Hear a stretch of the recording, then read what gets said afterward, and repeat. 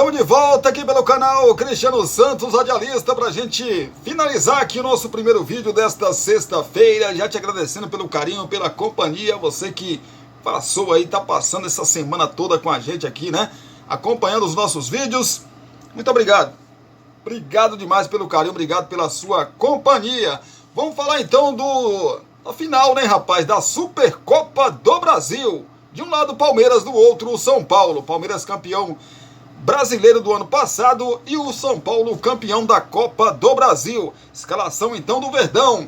Titulares treinam e Abel começa a definir time para a Supercopa. Os titulares do Palmeiras, que não atuaram na partida da última quarta-feira diante do Bragantino, treinaram na manhã da última quinta-feira, ou seja, de ontem, na academia de futebol e deram sequência na preparação para a final da Supercopa do Brasil no domingo, às 16 horas, no Mineirão, diante do São Paulo. Pois é, possíveis titulares de domingo: Richard Rios, Murilo e Flaco Lopes atuaram menos de 45 minutos na última quarta-feira e se juntaram aos demais companheiros. Ao poupar os principais jogadores no Paulistão, Abel Ferreira deixou pistas do time que deve levar a campo para enfrentar o São Paulo. A dúvida fica para a linha defensiva, se será com 3 zagueiros ou uma linha de 4. A princípio, um provável Palmeiras para o clássico tem o Everton no gol, Marcos Rocha, Murilo,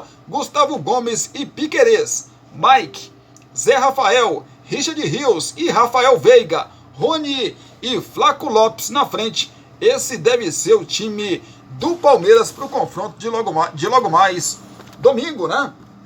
Contra o Tricolor Paulista. Antes da gente falar aqui das coisas do São Paulo em relação a essa decisão, saiu, né, uma notícia que o Caleri pode trocar o São Paulo pelo River Plate. Pois é, vamos tentar entender aqui se isso pode acontecer. Será? Atacante do São Paulo, Jonathan Caleri, teve o seu nome ligado ao River Plate na última quarta-feira, numa suposta sondagem do clube argentino no atacante de 30 anos. Aliás, é bom a gente falar aqui também, além do Caleri, né, do Jonathan Caleri, o River Plate consultou o Vasco também pelo Verratti. Pelo Verratti. O River Plate está atrás aí de um atacante, né? O São Paulo, de forma oficial, não confirma nenhuma procura pelo seu centroavante. Inclusive, será titular no domingo na Supercopa contra o Palmeiras em BH. O GE apurou, porém, que a chance de Caleri atuar um dia pelo River Plate é nula. Pois é, ele que já atuou pelo Boca Juniors, né, rapaz? Nascido em Buenos Aires, o jogador teve passagem marcante pelo Boca Juniors. Em 2015, marcou 23 gols em 59 partidas pelo clube chinese e criou boa identificação com os torcedores do clube. Além da própria conexão com o time em sua vida, o fato de que boa parte dos familiares e amigos de Caleri também sejam ligados ao Boca faz com que o jogador diga a pessoas próximas que sequer cogita vestir a camisa do clube do River. Com o contrato com o Tricolor até o fim de 2026, Caleri é uma das apostas do Tricolor para a temporada. Apostas não, né, gente? Caleri é a realidade, né?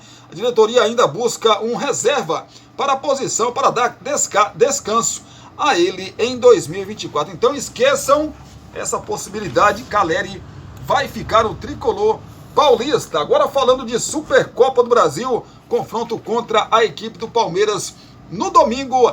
Treino do São Paulo, James ainda é dúvida para a Supercopa. São Paulo se reapresentou no CT da Barra Funda ontem, quinta-feira, depois da vitória por 2-1 sobre o Corinthians e da folga da última quarta-feira. Os jogadores do Tricolor iniciaram a preparação para a Supercopa do Brasil contra o Palmeiras no domingo às 16 horas, no horário de Brasília, no Mineirão. O meia James Rodrigues continua se dividindo entre atividades com os companheiros e controle de carga. Por isso, o jogador, que ainda não estreou na temporada, segue como dúvida para o choque rei. Os jogadores que foram titulares no clássico contra o Corinthians, válido pela 4ª rodada do Campeonato Paulista, permaneceram na parte interna do CT da Barra Funda para trabalhos de recuperação física. Os demais atletas foram a campo e participaram de um trabalho em campo reduzido, com a missão de fazerem gols em pequenas traves. Depois, o técnico Thiago Carpini separou os jogadores em defesa e ataque para que os atacantes tentassem furar bloqueios defensivos. Não houve, na última quinta-feira, nenhuma novidade em relação aos jogadores que estão fora de combate. O lateral direito Igor Vinícius se recupera de um edema na coxa direita, enquanto o Nestor ainda evolui depois de uma cirurgia no joelho. Não tem aqui uma provável escalação do tricolor, né? Ainda não tem. São Paulo fazendo mistério aí para escalação e para o confronto de logo mais no domingo, às 16 horas, contra a equipe do Palmeiras. Cristiano, tem um favorito para esse confronto? Bom, depende de como você vê, né, esse confronto aí de Palmeiras e São Paulo. Se você vê pela rivalidade, pelo tamanho das duas equipes, não tem favorito. Se você vê pelo elenco das duas equipes nas últimas temporadas, né, e questão de conquista, o Palmeiras está um pouco acima, né, da equipe do São Paulo. Só que nos últimos encontros de São Paulo e Palmeiras, Palmeiras e São Paulo tem levado a melhor, apesar do São Paulo ter tomado uma goleada de 5-0, né, no último encontro pelo segundo turno do Campeonato Brasileiro do ano passado. Só que nos últimos 2 anos, em 2022 e 2023, o São Paulo eliminou a equipe do Palmeiras pela Copa do Brasil. Então, as últimas partidas, né, nos últimos confrontos, São Paulo levou a melhor em quase todas, né? Pois é, mas é uma final, né, gente? É uma final e tudo pode acontecer. A gente está falando aqui de 2 clubes gigantes, né? E claro que tudo pode acontecer. A gente vai acompanhar, evidentemente que a gente vai acompanhar esse confronto aí. Na segunda-feira a gente traz as novidades, tudo o que aconteceu nesse confronto entre Palmeiras e São Paulo. Tem favorito, Cristiano? Não, é como eu disse, não tem. Só se você olhar por alguns aspectos aí você vai, né, colocar um ou outro como favorito. Mas em termos de rivalidade, em termos de grandeza, não tem favoritismo não.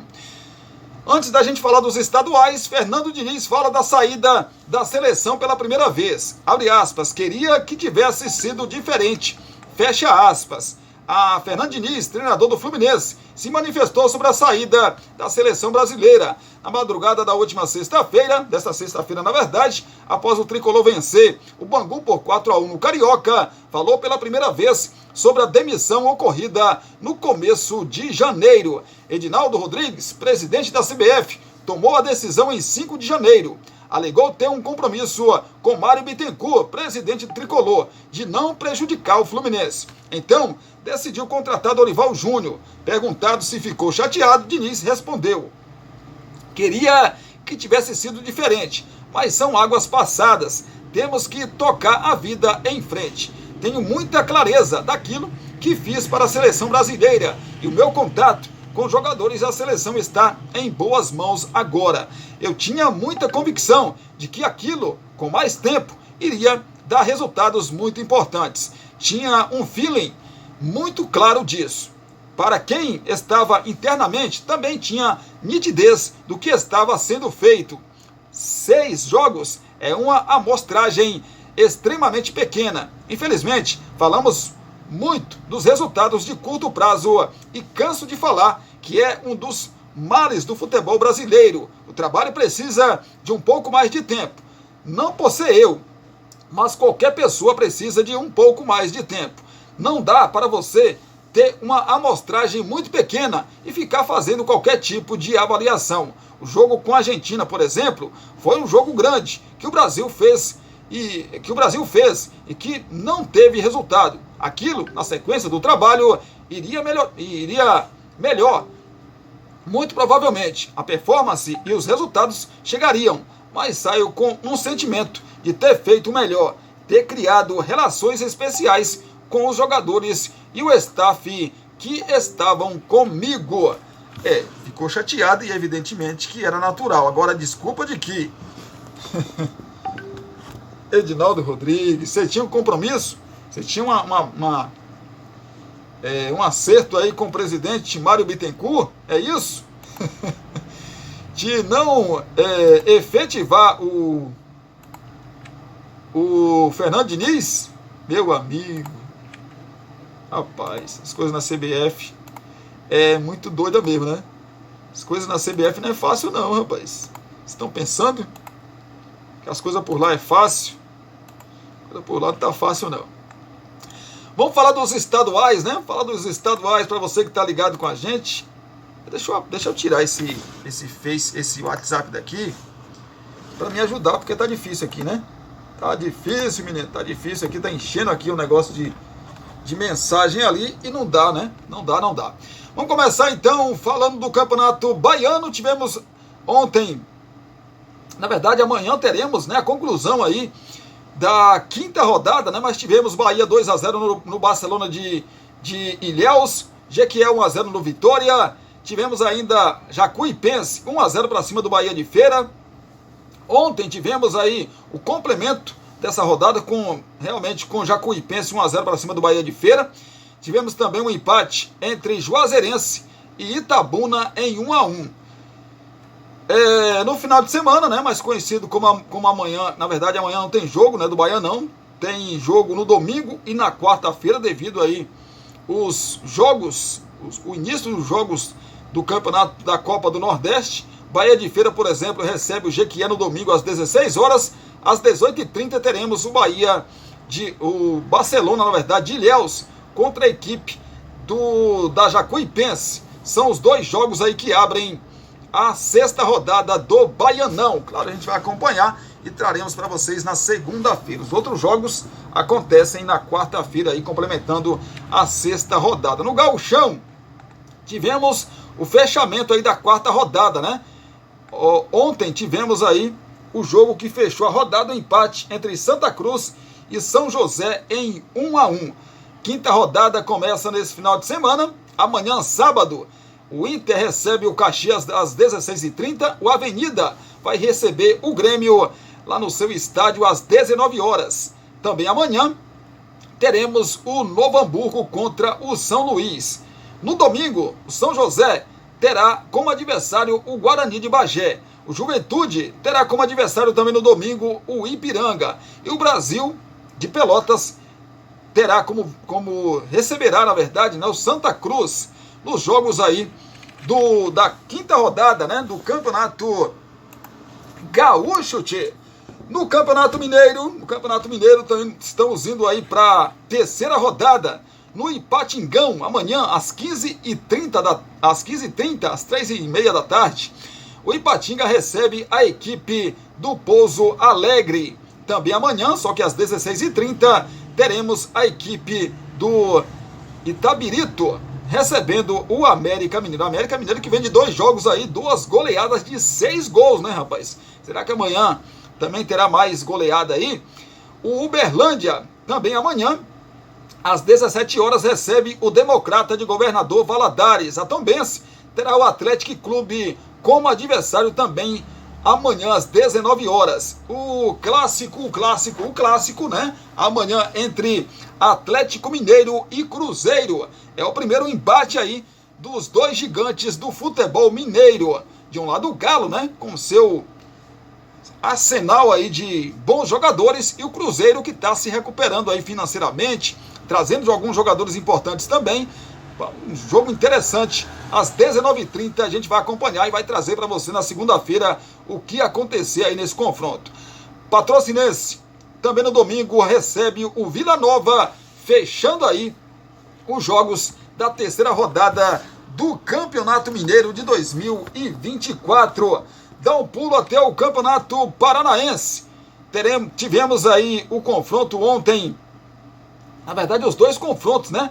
O Azures surpreendeu, rapaz, e venceu o líder Coritiba por 1-0. E tivemos o Operário perdendo em casa para o Maringá por 1-0 também.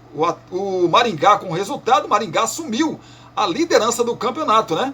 Assumiu a liderança do campeonato aí, do Campeonato Paranaense. Sexta rodada que acontece no final de semana. Amanhã já teremos o Cascavel recebendo às 16 horas o Londrina. O Atlético Paranaense joga um pouco mais tarde, às 18h30, contra o PSTC. O Operário joga no domingo contra o Azures.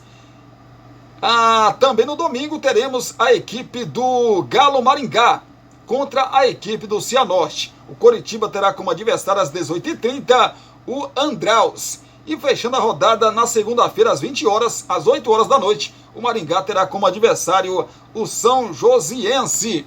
É o Campeonato Paranaense. E claro que a gente vai acompanhar assim no final de semana e trazer para vocês que estão ligados com a gente.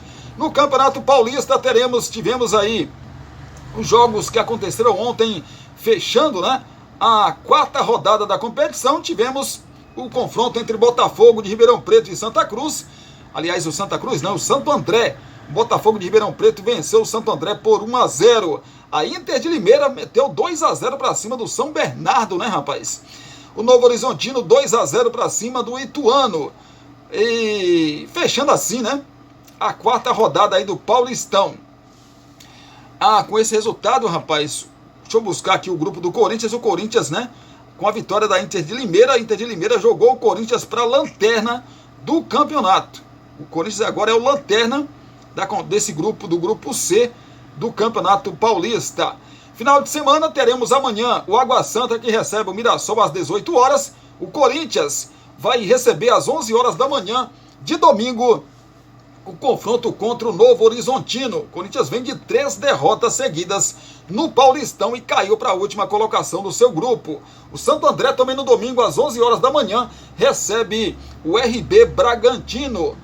Jogo aí às 11 horas da manhã também. Às 18 horas do domingo, o Ituano vai receber o Botafogo de Ribeirão Preto. O Santos, também no domingo, às 18 horas, na sua Vila Belmiro, joga contra o Guarani. Agora, dando um adendo aqui do Santos, o Santos teve aquela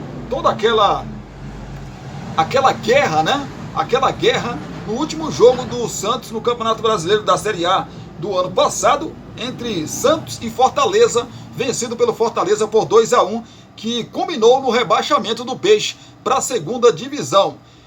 O Santos foi julgado e espantem os senhores. Não espantem não, que vocês já estão acostumados, né? Fiquem espantados não. O Santos pegou apenas 6 jogos de punição depois daquela confusão toda, invasão de campo, ameaça de morte, carro de jogadores queimados, né? Colocaram fogo de carro de jogadores. Houve uma guerra depois daquele jogo lá, dentro e fora da Vila Belmiro, e o Santos pegou apenas 6 jogos de punição. E sim, vai jogar com portões fechados. 6 jogos de punições, jogando de portões fechados na Vila Belmiro. Pois é. Pasmem aí os senhores. Mas falando do jogo do Santos com o Guarani, vai acontecer no domingo às 18 horas, no horário de Brasília. Na sequência da competição, no Moisés Lucarelli, também no domingo às 8 horas da noite, a Ponte Preta recebe o São Bernardo. O jogo do Palmeiras, porque o Palmeiras vai jogar contra o São Paulo pela Supercopa do Brasil no domingo, então o jogo do Palmeiras, que seria no domingo, contra a Portuguesa, vai ser na quarta-feira, às 19h45. A quarta-feira também, a Inter de Limeira vai receber o São Paulo, que também na quarta-feira, né? Porque o jogo o adversário do Palmeiras é o São Paulo na Supercopa do Brasil desse domingo, por isso o São Paulo não vai poder cumprir aí com a quinta rodada, nem o São Paulo nem o Palmeiras, né? Vai poder jogar na quinta rodada nesse final de semana. É o Paulistão, menino, é o Paulistão. A gente vai acompanhar e traz para vocês que estão ligados com a gente. O Campeonato Carioca fechou aí a sua quinta rodada ontem com 2 confrontos, aliás 3, né? O Madureira venceu o Boa Vista por 3-0, Volta Redonda venceu o Audax por 2-0 e o Fluminense goleou o Bangu por 4-1 na volta aí dos seus titulares, na verdade na estreia dos titulares na temporada e no Campeonato Estadual do Rio de Janeiro. No final de semana, a 6ª rodada, que terá aí como novidade o VAR em todos os jogos dos grandes no Campeonato Estadual do Rio de Janeiro. O Botafogo vai jogar no Bezerrão, né, no Distrito Federal, o jogo contra o Nova Iguaçu. O jogo acontece às 16 horas no horário de Brasília. Às 15h45, já no domingo, né? Esse jogo do Botafogo contra o Nova Iguaçu será amanhã, às 16 horas. No domingo, teremos o Sampaio Correia recebendo o Volta Redonda às 15h45, às 3h45 da tarde. O Boa Vista recebe também no domingo às 16 horas o Fluminense.